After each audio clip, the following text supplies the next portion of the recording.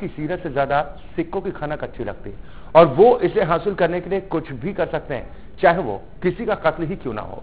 आप भी देखिए दहेज की आग में जलता एक ऐसा परिवार जहां एक बेटी जैसी बहू दहेज की खातिर हो गई खाक। फिर जागा दहेज का दानव, ससुराल वालों पर लगा दहेज प्रताड़ना का आरोप। जी हाँ, एक तरफ हम नई सोच और नए समाज में जीने का दम भरते हैं, तो वहीं इसी समाज में कुछ ऐसे भी लोग हैं जिनके लिए वक्त तो बदला पर उनकी सोच नहीं बदली। अब हम आपसे जिस वारदात का जिक्र करने जा रहे हैं वहाँ भी कुछ ऐसा ही हुआ है।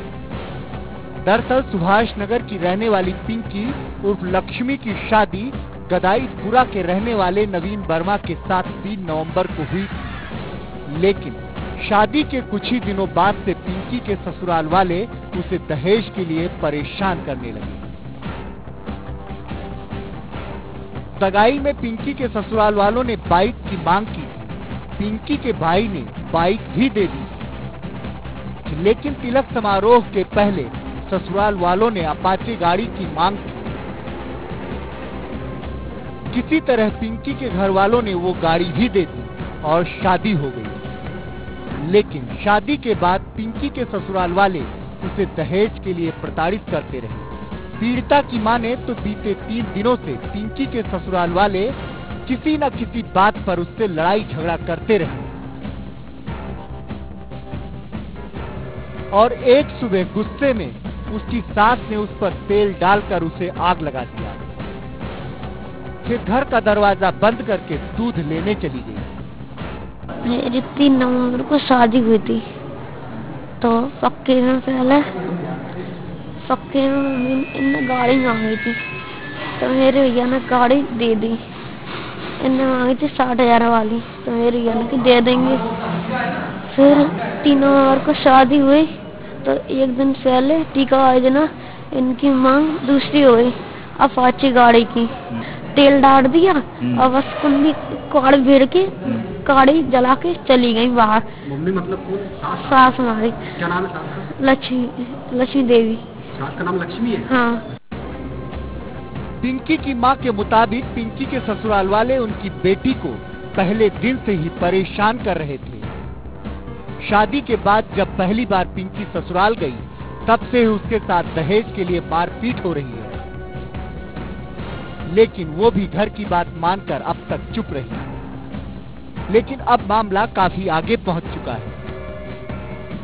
पिंकी की मां का कहना है कि उनकी बेटी गर्भवती है, लेकिन फिर भी उसके ससुराल वाले उसके चरित्र पर बार बार आरोप लगाते रहते हैं।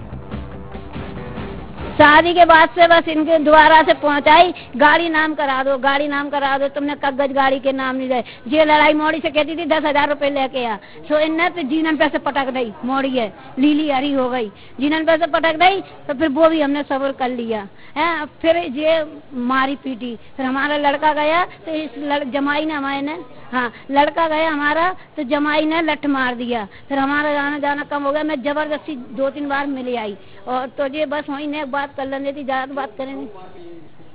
पिंकी का मेरी का मैंने पूछा, बोले मम्मी मेरे को डुकैया ने आग लगा दी, मिट्टी का तेल डाल के, और कहा कि दूध लेने चली गई।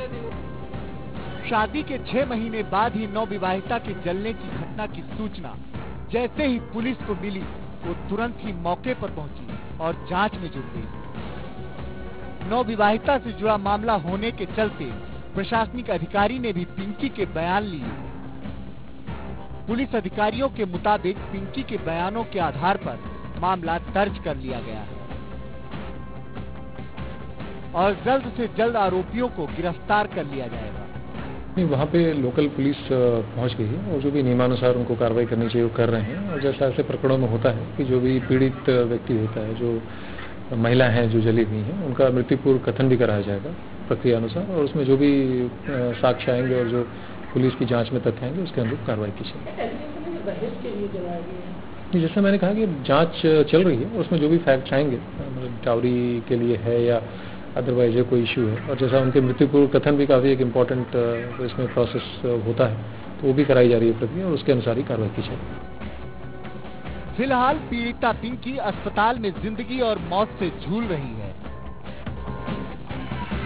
लेकिन जिस तरह से महज दहेज की खातिर इसे जलाया गया, वो न सिर्फ सरकार के लिए बल्कि उस समाज के लिए भी शर्म की बात है, जहां बेटियों को बचाने के लिए कई योजनाएं चलाई जाती हैं और बेटियों को देवी मानकर उनकी पूजा की जाती है।